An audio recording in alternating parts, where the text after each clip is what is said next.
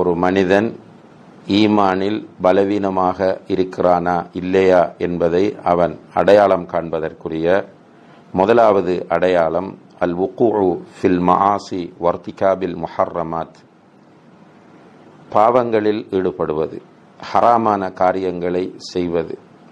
இவ்வாறு ஒருவன் நடந்து கொள்வது அவன் ஈமானில் பலவீனமாக இருக்கிறான் என்பதற்குரிய அடையாளமாகும். இரண்டாவதாக அஷ்ஷுஊரு பிகஸ்வத்தில் கல்பி வ ஹுஷூனத்துஹு, உள்ளம் கல்லாக மாறுவது, உள்ளம் இறுகி கல்லாகி விடுவது. அதாவது குர்ஆன் ஓதினால் அதனால் பிரயோசனம் இல்லை, நல்ல உபதேசங்கள் அவனுடைய உள்ளத்தில் தாக்கத்தை ஏற்படுத்துவதில்லை. இப்படி உள்ளம் கல்லாகுவது, நல்ல அல்லாஹுவை நினைத்து அழ முடியாத நிலை, இதுவெல்லாம் ஈமானுடைய பலவீனத்தின் அடையாளமாகும். மூன்றாவதாக அதமு இத்கானில் இபாதாத், வணக்கங்களை நேர்த்தியாக செய்ய முடியாத நிலை. இப்போ வணக்கங்களுக்கு டேஸ்ட் இருக்கிறது, லத்தத்துல் இபாதாத் என்று சொல்வார்கள். அந்த வணக்கத்தினுடைய சுவையை உணர்ந்து உயிரோட்டமாக சரியாக அந்த வணக்கத்தில் ஈடுபட முடியாத நிலை. நான்காவதாக அத்தகாசுலு அனி தாஆத்தி வல் இபாதாத், வணக்க வழிபாடுகளில் ஈடுபடுவதில் சோம்பேறித்தனம் காணப்படுவது. இது ஈமானுடைய பலவீனத்தின் நான்காவது வெளிப்பாடாகும். அதே போல ஐந்தாவதாக ضيقுஸ் சத்ர், அதாவது மன அழுத்தம், ஸ்ட்ரெஸ் அல்லது டிப்ரெஷன் என்று சொல்லலாம். இவ்வாறு ஏற்படுவதும் ஈமானுடைய பலவீனத்தினால்தான் என்பதை நாம் புரிய வேண்டும்.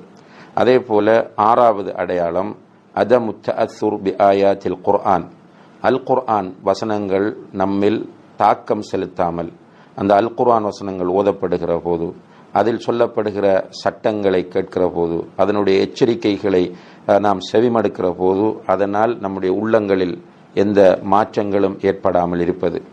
ஏழாவது எடுத்துக்காட்டு அல் கஃப்லத்து அனில்லாஹி அஸ்ஸ வஜல் ஃபி திக்ரிஹி வ துஆஇஹி சுப்ஹானஹு வ தஆலா, அல்லாஹ்வை திக்ர் செய்வது மேலும் அவனிடம் துஆ செய்வது போன்ற விஷயங்களில் காணப்படக்கூடிய பொடுபோக்கு நிலை, இதுவும் ஈமானுடைய பலவீனத்தின் ஒரு அடையாளமாகும்.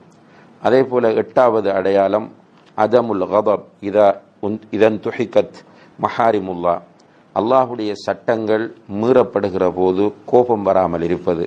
நம்முடைய கண் முன்னாலேயே வீட்டிலும் சரி, அல்லது நம்முடைய வேலை செய்கிற இடத்திலும் சரி, பொதுவான இடங்களிலும் சரி, அல்லாஹுடைய சட்டங்கள் மீறப்படும் போது ஒரு முஃமினுக்கு நிச்சயமாக கவலையும் கோபமும் வரும். அவ்வாறு வராமல் அதை சாதாரணமாக எடுத்துக்கொண்டு போகிறார் என்றால் அவரிடம் ஈமானிய பலவீனம் இருக்கிறது என்பது அர்த்தமாகும். ஒன்பதாவதாக ஹுப்பு துஹூர், பிரபல்யத்தை விரும்புவது. ஒருவர் பிரபல்யம் அடைய வேண்டும் என்று விரும்புவதும், பதவிகள் தலைமைத்துவத்தில் ஆசைப்படுவதும், அதே போல சபைகளில் எழுந்து நான் பேச வேண்டும் என்று அந்த சபையிலே தன்னை காண்பிப்பதற்காக பேச வேண்டும் என்று விரும்புவதும், மற்றவர்கள் தனக்கு எழுந்து நின்று மரியாதை செய்ய வேண்டும் என்று ஆசைப்படுவதும், இப்படி பிரபல்யத்தை விரும்புவது என்பது ஈமானுடைய பலவீனத்தின் மற்றுமொரு அடையாளமாகும். பத்தாவதாக அஷ்ஷுஹு வல் புகுல், கஞ்சத்தனம், உலோபித்தனம் இருப்பது ஈமானுடைய பலவீனத்திற்கான அடையாளமாகும். ஏனென்றால் ஒரு முஃமினை பொறுத்தவரையில் அல்லாஹுடைய பாதையிலும் ஹலாலான வழிகளிலும் செலவு செய்யக்கூடியவனாக இருப்பான். ஆனால் ஒரு ஈமானில் பலவீனமானவன் அந்த விஷயத்திலே பொடுபோக்காக இருந்து அவனிடத்தில் கஞ்சத்தனமும் உலோபித்தனமும் காணப்படும். கஞ்சத்தனம் உலோபித்தனம் காணப்படுவது ஈமானுடைய பலவீனத்தின் ஒரு அடையாளமாகும். 11வது அடையாளமாக ஷேக் அவர்கள் யகூலல் இன்சானு மா லா யஃஅல் என்று கூறுகிறார்கள். அதாவது ஒரு மனிதன் தான் செய்யாததை மற்றவர்களுக்கு சொல்வது, தன்னுடைய சொல்லுக்கும் செயலுக்கும் இடையில் வேறுபாடு காணப்படுகிறது என்றால் அது ஈமானுடைய பலவீனத்தின் அடையாளமாகும். 12வது அடையாளம் அஸ்ஸுரூரு வல் கிப்தத்து பிமா யுஸீபு இஹ்வானஹுல் முஸ்லிமீன் மின் ஃபஷ்ல் அவ் ஹசாரா அவ் முசீபா அவ் ஜவால் நிஅமா. அதாவது ஒரு முஸ்லிமுக்கு, நம்முடைய முஸ்லிம் சகோதரர்களுக்கு ஏற்படக்கூடிய தோல்வி, நஷ்டம், அவர்களுக்கு ஏற்படக்கூடிய சோதனைகள், அவர்களை விட்டு அல்லாஹுடைய நிஅமத்துகள் நீங்கி விடுகிற சந்தர்ப்பங்களில் அதை பார்த்து மகிழ்ச்சி அடையக்கூடிய நிலை யாரிடம் இருக்கிறதோ அது ஈமானுடைய பலவீனத்தின் அடையாளமாகும். 13வதாக எதிர்மறையாக பார்ப்பது, எப்போது பார்த்தாலும் அவர்கள் எதை கேட்டாலும் எதிர்மறையாக பார்ப்பதும் கேட்பதுமாகவே இருக்கும். இவ்வாறு நடந்து கொள்வதும் ஈமானுடைய பலவீனத்தின் ஒரு அடையாளமாகும். அடுத்ததாக 14வதாக ஈமானுடைய பலவீனத்தின் 14வது அடையாளம் இஹ்திகாருல் மஅரூஃப் வ அதமுல் இஹ்திமாம் பில் ஹசனாத்தி ஸகீரா, அதாவது நன்மைகளை இழிவாக கருதுவதும் சிறிய நன்மைகளை பொருட்படுத்தாமல் விடுவதும். நல்ல விஷயங்களை, நன்மைகளை இழிவாக கருதுவது, அதே போல சிறிய நன்மைகளை பொருட்படுத்தாமல் போவது, இது ஈமானுடைய பலவீனத்தின் மிக முக்கியமான ஒரு அடையாளமாகும். 15வது அடையாளம் அதமுல் இஹ்திமாம் பி கதாயா அல் முஸ்லிமீன், அதாவது முஸ்லிம் சமுதாயத்திற்கு ஏற்படக்கூடிய பிரச்சினைகள் பற்றி கவனம் செலுத்தாமல் இருப்பது. உலகத்தில் எந்த இடமாக இருந்தாலும் முஸ்லிம்களுக்கு ஏதாவது பிரச்சினைகள் ஏற்படுகிறது என்றால், முஸ்லிம்களுக்கு ஏதாவது சிக்கல்கள் தோன்றுகின்றது என்றால் அது பற்றி ஒரு முஃமின் உண்மையிலே கவனம் செலுத்த வேண்டும். அது பற்றி கவனமில்லாமல் ஒருவன் வாழ்கிறான், தனக்கு பக்கத்தில் உள்ள முஸ்லிம் சோதனைகளுக்கு உள்ளாக்கப்படுகிறான், தன்னுடைய நாட்டிலே உள்ள முஸ்லிம், பக்கத்து நாட்டிலே உள்ள முஸ்லிம் அல்லது தூரத்து நாட்டிலே உள்ள முஸ்லிம் ஒரு பிரச்சனை எதிர்கொள்கிறான், அதை பற்றி எந்த கவலையும் இல்லாமல் ஒருவன் வாழ்ந்து கொண்டிருக்கிறான் என்றால் அது அவனுடைய ஈமானின் பலவீனத்திற்கான ஒரு அடையாளம் என்பதை நாம் புரிந்து கொள்ள வேண்டும். 16வது அடையாளம் இன்ஃபிசாமு உரல் உஹுவா பைனல் முத்தஆஹின், அதாவது சகோதரர்களுக்கு மத்தியில் சகோதரத்துவம் சிதறுவது, சகோதரர்களுக்கு மத்தியில் சகோதரத்துவம் உடைந்து விடுவது. அதாவது இஸ்லாம் சகோதரத்துவத்தை விரும்புகிறது. எனவே இந்த சகோதரத்துவத்தை உடைக்கிற முறையில் ஒருவர் நடந்து கொள்கிறார் என்றால் நிச்சயமாக அவர் ஈமானுடைய பலவீனத்திற்கு உள்ளாகி இருக்கிறார். அது ஈமானின் பலவீனத்தின் ஒரு அடையாளமாகும். 17வது அடையாளமாக ஷேக் அவர்கள் குறிப்பிடுவது அதமு இஸ்திஷாரில் மஸ்ஊலியா ஃபில் அமல் லிஹாதத்தீன், இந்த மார்க்கத்திற்காக நானும் பணியாற்ற வேண்டும், சேவை செய்ய வேண்டும் என்ற அந்த மார்க்க பொறுப்புணர்வில்லாமல் ஒருவர் நடந்து கொள்வது.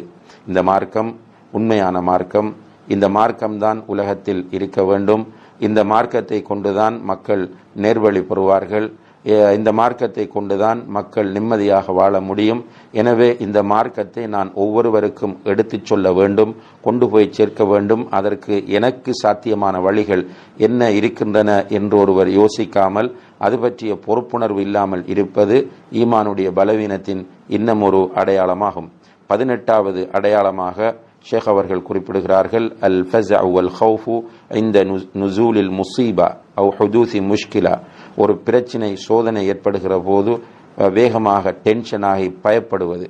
ஒரு பிரச்சினை சோதனை ஏற்படுகிற போது டென்ஷனாகி பயப்படுவது என்பது ஈமானுடைய பலவீனத்தின் அடையாளமாகும். ஒரு முஃமினை பொறுத்தவரையில் என்ன சோதனை வந்தாலும் அவன் இன்னா லில்லாஹி வ இன்னா இலைஹி ராஜிஊன் அல்லாஹும்ம அஜுர்னி ஃபி முஸீபதி வக்லுஃப் லி கைரம் மின்ஹா என்று துஆ கேட்டுவிட்டு உறுதியாக இருப்பவனாக இருப்பான். இப்போ டென்ஷன், பதட்டம், பயம் ஏற்படுகிறது என்றால் ஈமானில் கோளாறு இருக்கிறது அல்லது ஈமானில் பலவீனம் இருக்கிறது என்பதைத்தான் அது எடுத்துக்காட்டும் என்று சொல்கிறார்கள்.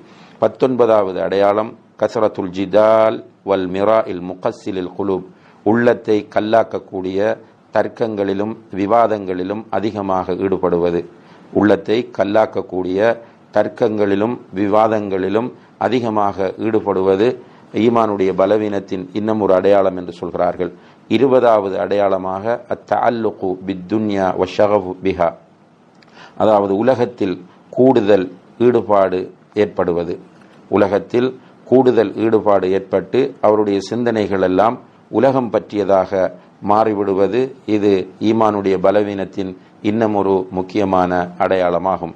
21வது அடையாளமாக ஷேக் அவர்கள் குறிப்பிடுகிறார்கள் அன் யஅஹுத கலாமல் இன்சான் வ உஸ்லூபஹு தாப அல் அக்லி அல் பஹ்த், அதாவது ஒரு மனிதனுடைய பேச்சை வெறுமனே அறிவுபூர்வமாக மட்டும் எடுத்துக்கொள்வது. அன் யஅஹுத கலாமுல் இன்சான், அதாவது ஒருவன் பேசுகிற போது அவனுடைய பேச்சை நீங்கள் அவதானித்தால் வெறுமனே தர்க்க ரீதியானதாகவும் அறிவை அடிப்படையாக கொண்டதாகவும் இருக்கும். அந்த பேச்சில் ஈமான் வெளிப்படாது, அந்த பேச்சில் ஆன்மீகம் வெளிப்படாது. இப்படி ஒருவருடைய பேச்சு அமைவதென்பது அவருடைய ஈமானின் பலவீனத்திற்கான அடையாளமாகும்.